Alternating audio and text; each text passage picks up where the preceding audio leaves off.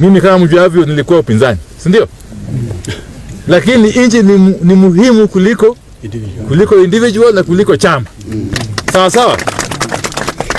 Ndio sababu wakati Mheshimiwa Rais alitualika, mimi nikakubali haraka kabisa.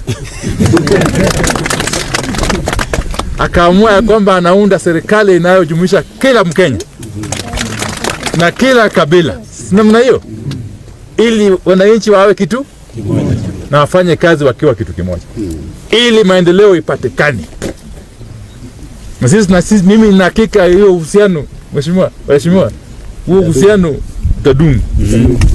Utadumu kabisa hata beyond next elections. Sisi tumeshikana na Mheshimiwa Rais kikamilifu. Si kubahatisha. Sisi tuko ndani ya serikali na serikali iko imara. Serikali haina wasiwasi hata kidogo. Sawa sawa? Ni jukumu lenu na sisi sote tulinde serikali isimame. Na tuunge Mheshimiwa Rais mkono aendelee kuongoza nchi.